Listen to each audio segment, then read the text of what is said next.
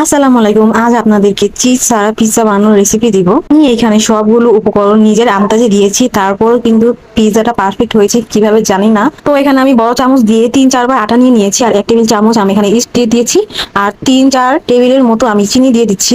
এখন সবগুলো শুকনো উপকরণ আমি হাত দিয়ে মিশিয়ে নিব। তারপর আমি এখানে কুসুম গরম পানি দিয়ে একটা স্টিকি ডো বানিয়ে নিব। আপনারা চাইলে কিন্তু কুসুম গরম দুধ দিতে পারেন, তাহলে খেতে আরো বেশি মজা হবে। এই তো আমার ডোটা কিন্তু হয়ে গেছে। এখন আমি হাতে একটু তেল নিয়ে ডোয়ের গায়ে মাখিয়ে দিব। এখন আমি 1.5 ঘন্টার মতো একটা গরম জায়গায় এটাকে রেস্টে রেখে দিব।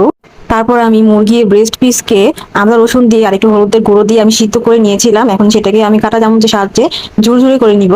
সবগুলো মাংস কিন্তু ঝুরঝুরে করে নেওয়া হয়েছে। আর এখানে আমি কাঁচা মরিচের বিচিগুলো আলাদা করে নিয়েছি, পিৎজা টপিংসে দিব। আর বিচিগুলো কিন্তু পেঁয়াজ কুচির সাথে মিলিয়ে নিয়েছি। তারপর কড়াইতে তেল গরম করে পেঁয়াজটাকে ভেজে নিব ব্রাউন করে। তারপর দিয়ে দিব ঝুরঝুরে করা মুরগির মাংস। আমি কিন্তু অফ ক্যামেরাতে লবণ দিয়েছিলাম। এখন মাংসটাকে ভালোভাবে নেড়ে নিব।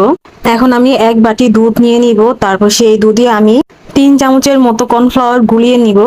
তারপর মুরগিটা অল্প একটু ভাজা হয়ে আসলে আমি এখানে টমেটো সস দিয়ে দিব। তারপর দিয়ে দিব সয়া সস। এখন মাংসের সাথে সসগুলো আমি মিশিয়ে নিব ভালোভাবে। তারপর ঝালের জন্য এখানে আমি দিয়ে দিব লাল মরিচের গুঁড়ো। আসলে যে যতটুকু ঝাল খেতে চায় ততটুকু দিতে পারেন। এখন লাল মরিচের গুঁড়োটাকে ভালোভাবে মিশিয়ে নিব মাংসের সাথে। এখন দিয়ে দিব দুধ দিয়ে গুলিয়ে রাখা কর্নফ্লাওয়ার। এই কর্নফ্লাওয়ারটা দেওয়ার কারণ হচ্ছে একটা আঠালো ভাব আনবে, সেই জন্য। এখন ভালোভাবে মিশিয়ে নিব। আমার রেসিপি দেখে অবশ্যই একদিন ট্রাই করবেন। চিজ ছাড়া পিৎজা যত মজা হয়। প্রায় আঠালো ভাব কিন্তু চলেই এসেছে। এখন নামানোর আগে আমি অরিগ্যানো দিয়ে দিব। অরিগ্যানো কিন্তু অবশ্যই দিতে হবে, এটা দিলে কিন্তু পিৎজার যে আসল স্বাদটা সেটা আসবে। রেস্টুরেন্টে পিৎজা খেতে যেমনটা হয় ওরকম লাগবে। এখন ভালোভাবে মিশিয়ে নিব। তারপর দিয়ে দিব 3 টেবিল চামচের মতো চিনি। চিনিটা কিন্তু অবশ্যই দিতে হবে, তা না হলে খেতে ভালো লাগবে না। চিনি দিয়ে 1 মিনিটের মতো রান্না করে তারপর উঠিয়ে নিব। এইটা কিন্তু শুধু খেতেও অনেক মজা। এখন চলে যাবো পিৎজা ডো এর কাছে। দেখুন মাশাআল্লাহ কতটা ফুলেছে ডোটা। এখন হাত দিয়ে চেপে চেপে হাওয়াটা বের করে নিব। তারপর হাত দিয়ে কিছুক্ষণ মথে নিব। এখন পিৎজা ট্রেতে ডোটাকে ভালোভাবে সেট করে নিয়েছি। তারপর আমি কাঁটা চামচের সাহায্যে আমি ছিদ্র ছিদ্র করে নিচ্ছি। ছিদ্রটা কিন্তু অবশ্যই করা লাগবে, তা না হলে কিন্তু পাউরুটির মতো হয়ে যাবে। তারপর দিয়ে দিব টমেটো সস। আপনাদের কাছে যদি পিৎজা সস থাকে তাহলে কিন্তু পিৎজা সসও দিতে পারেন। টমেটো সস দিয়েও কিন্তু খেতে খারাপ না, মজাই লাগে। এখন সসটাকে আমি ভালোভাবে পিৎজার গায়ে লাগিয়ে দিচ্ছি। তারপর দিয়ে দিব চিকেনের পুরটা।